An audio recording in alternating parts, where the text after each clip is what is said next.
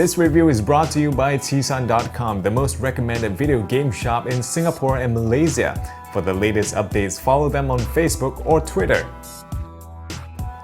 Hey guys, I'm PFG and you're watching the review for HORI's latest controller, the Tactical Assault Commander 3, or TAC3 in short. Now do note that this is an official peripheral licensed by Sony. So does that translate to better performance?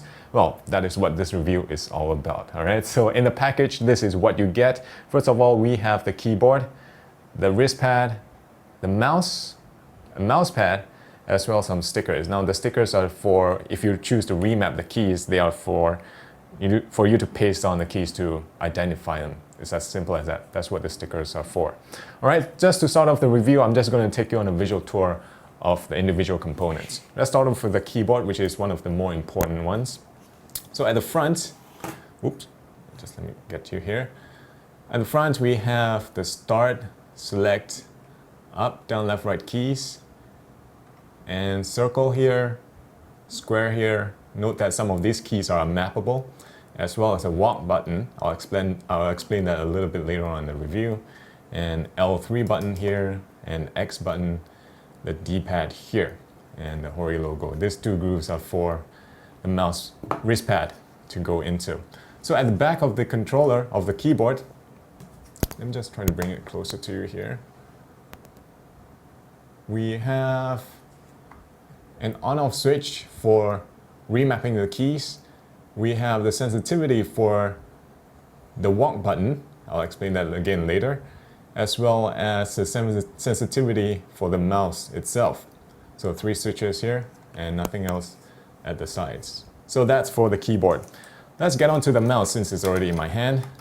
The mouse, rubberized surface. There are 6 buttons actually. 1, 2, this looks like a scroll, but it's actually a button. Down here, 3, 4, and at the side here, 5, 6. Now this mouse is contoured to fit a right-hander. So if you're left hand, tough luck. So this is right hand only, all right? Do take note of that. So both of them are finished in this rubberized texture, matte surface here, as well as the keyboard here all over. Rubberized surface. Well, at the top here, there are LED indicators. I'll explain that again later in the review, all right? So to attach the wrist pad, basically we just take the wrist pad and just slot it on like that for more comfort for playing, all right? So the mouse pad is actually a pretty simple and quite honestly cheap mouse pad that I don't know how many of you are going to use it. All right, so this is just a visual tour of the product, of the components. Once the keyboard is plugged into the PS3, the blue backlight will come on. Now there is no switch to toggle the backlight on or off. Unfortunately, the backlight doesn't shine through the key, so in a dark room, you can't actually tell which keys are which. So you can actually see only a silhouette of the keys themselves.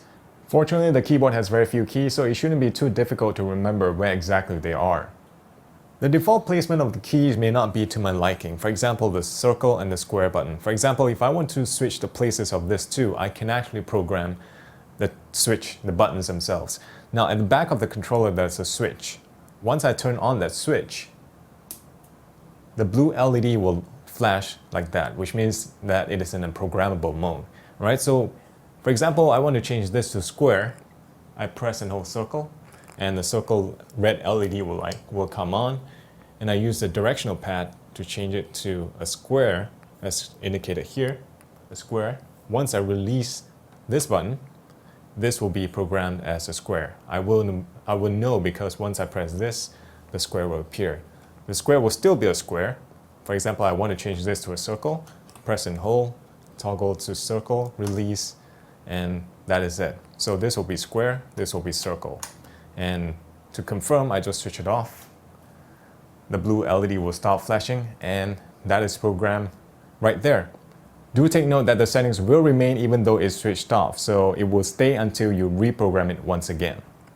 Now to remap the keys of the mouse, it is the same procedure. You just press the keys on the mouse, and you can see the respective LED light up here, indicating which button is pressed, all right? So do take note that there are a few keys that are not programmable or not remappable. First of all is the start button, the select button, up, down, left, right, walk button, the PS button here, the directional pad, lastly the quick button here on the mouse, they are not remappable. Now the move button down here is used in combination with either one of these arrow keys. So when I press and hold the move button as well as one of the keys, the arrow keys, is equivalent to pressing the left thumbstick on the controller slightly in either direction, allowing me to walk instead of the usual run. So how much percentage of move is applied is actually toggled by the switch at the back of this keyboard. So the higher the number, the faster I will walk. Now there are different combinations of sensitivity for this keyboard as well as the game, alright? So you have to find the sweet spot. So just to give you a few scenarios, I've set the game to have 0 sensitivity and the keyboard, or rather the mouse, to have 100% sensitivity, which is in normal, alright? So I'll run the game right now. So once I pan, you see, it takes a lot to turn. So, you know, it takes a lot to turn. So it's not really good for assault mode if you really want to turn 360 degrees. Look at it. It cannot really move at all. So even with the quick button, you realize the turning isn't that smooth. Now in this scenario, I've got the game setting in 25% sensitivity, and for the mouse, I set it to 140, which is the assault mode, right? So let's see how it runs. So as you can see, minute movements will lead to very, very huge turning angles, and I can't really snipe with this. You see, the dead spot is just too huge. A little bit of movement and it jerks a lot, so I cannot really have minute movement. You see, I'm not really moving my mouse at all. So if I were to turn like that, it's quite alright. You know, if I want to turn around, so if I were to use the quick button, still alright, but small movement, you see, just doesn't work. Not very good combination. And for the next scenario, the game sensitivity I set to 100%, and for the mouse I've set to 60, which is in the sniping mode. And let's see how it runs. Small movements, pretty good, but once I have swiping actions like this, I get exaggerated swipe too much sometimes.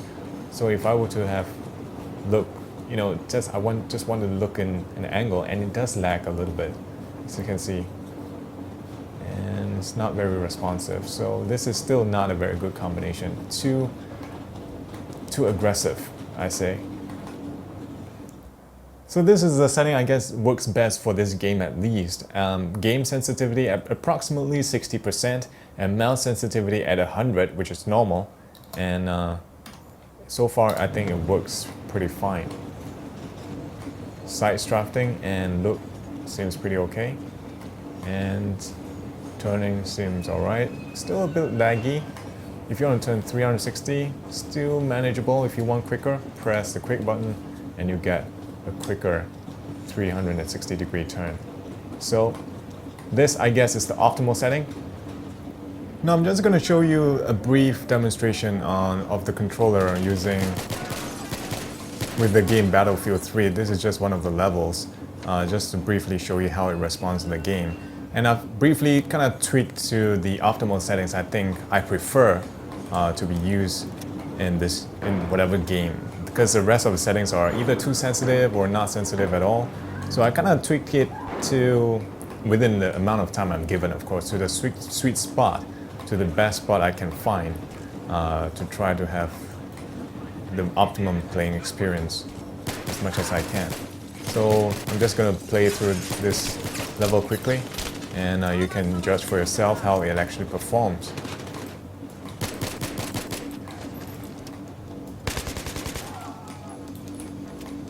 So right here I can demonstrate my walk button. I press walk and I actually walk slowly here. See, as compared to running, I walk. So that's the walk button.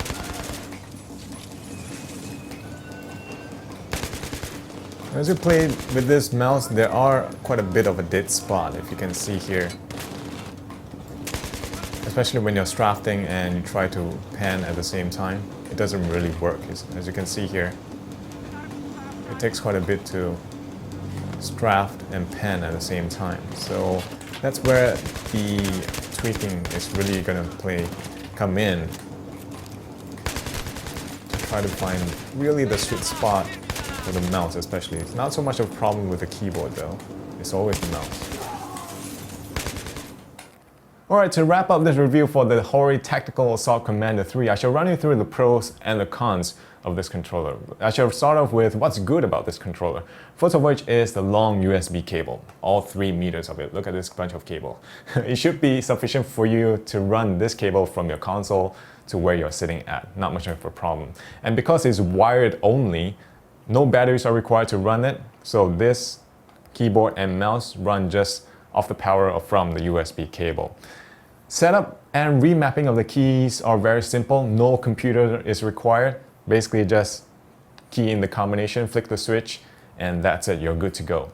Backlit keyboard, definitely a pro when you're playing in the darker room to roughly know where the keys are. Unfortunately, the light doesn't go through the keys, but that's understandably because if you choose to remap the keys are not really appropriate anymore. So a silhouette of the keys on the keyboard is sufficient enough to roughly see where your hands are placed. Alright, so much for the good stuff. Now for everything that's good, there are always the bad things.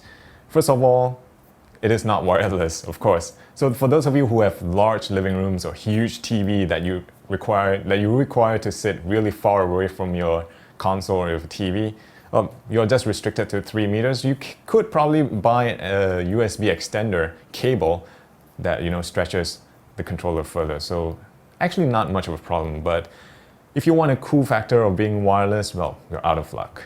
Next, rubber texture. I'm not a fan of rubber texture because over time, through wear and tear, places where your fingers are placed, especially the mouse, the buttons, the rubber texture will eventually wear out and it doesn't look pretty and it will leave some sticky residue, which I'm really not a fan of.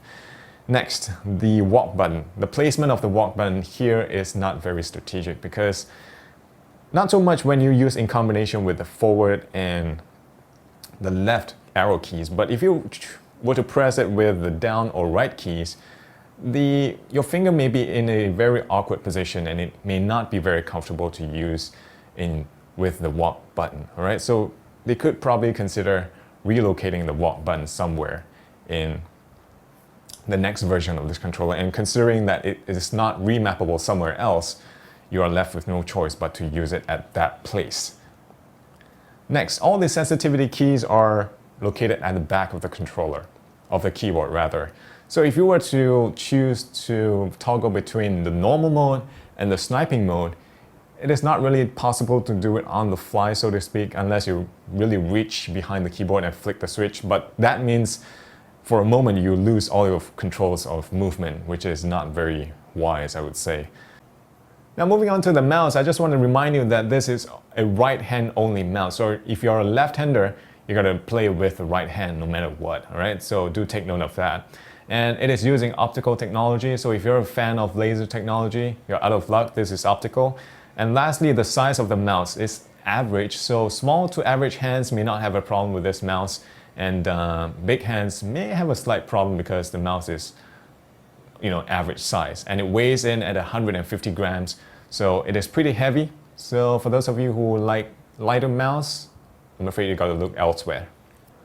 Lastly, probably the biggest bummer is that it seems like this controller is not firmware upgradable. So whatever glitches or bugs that may exist right now in this controller may not be rectified by a firmware upgrade. So which means additional features may not be added to the controller in the future. The compatibility of this controller with Battlefield 3 is actually pretty okay, but it is said that Modern Warfare 3 will have hardware support for this controller built right into the game. So what does that mean? Probably more configuration options and more tweaks to further enhance the tweakability of this controller to better work with the game itself.